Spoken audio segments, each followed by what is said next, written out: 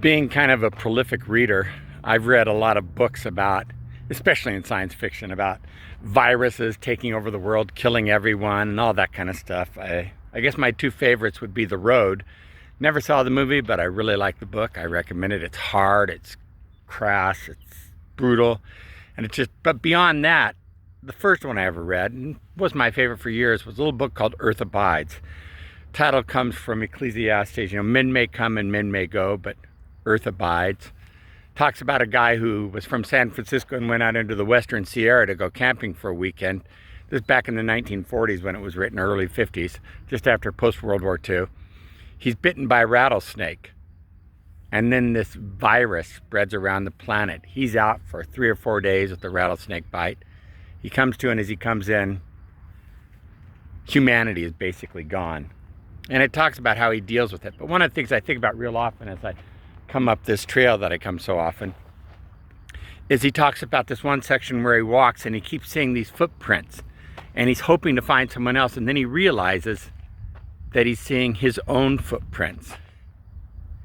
And what a heartbreaking moment that is for him. And I think about how often we feel like we're following someone. We feel like we're doing everything right. We feel like definitely we're on the right track, and then we begin to understand, we're just defining our own path.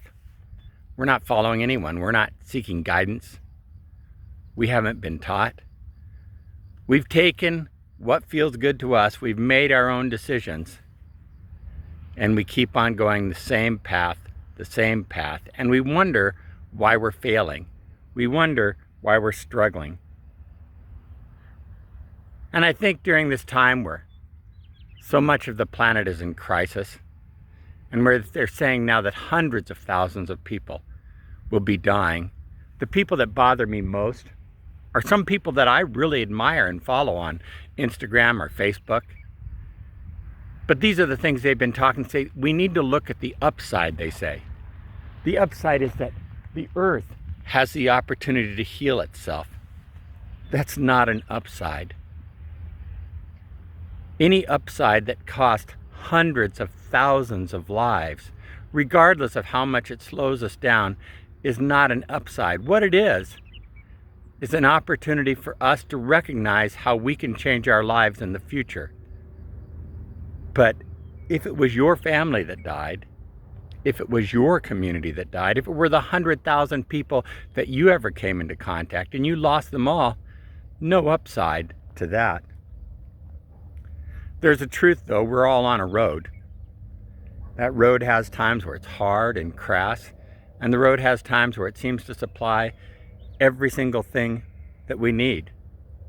Truth beyond that, about this virus and about every single day in life, is that earth abides.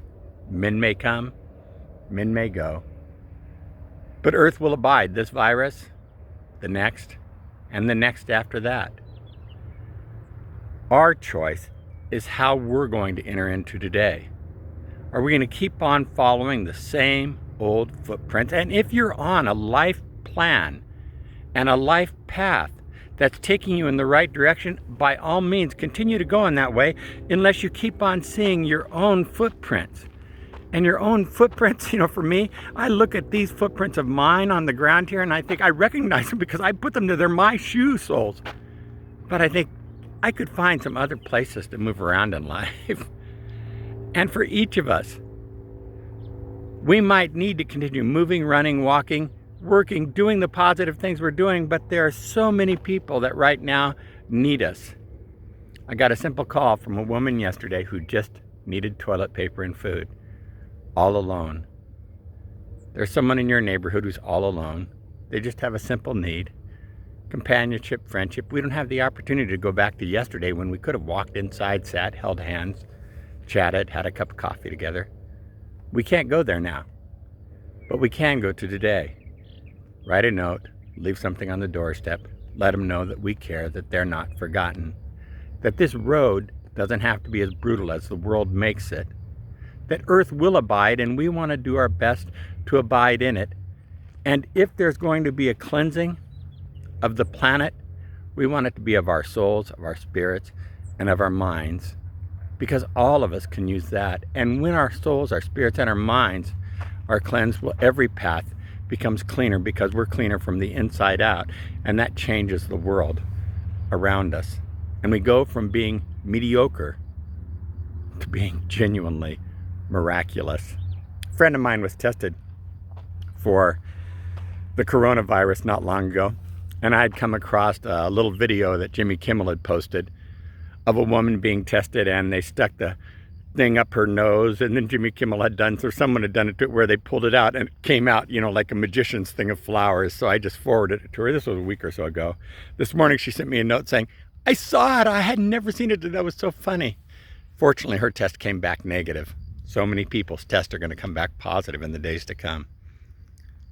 I want you to know that my prayer is for a miracle of healing to work in our hearts and our lives, so that regardless of whether we're positive or negative for COVID-19, regardless of whether we live or die, we understand and we live in strength that earth will abide, that we will go forward, and we can be a part of a cleansing and a loving path to the very end. Hey, God bless you.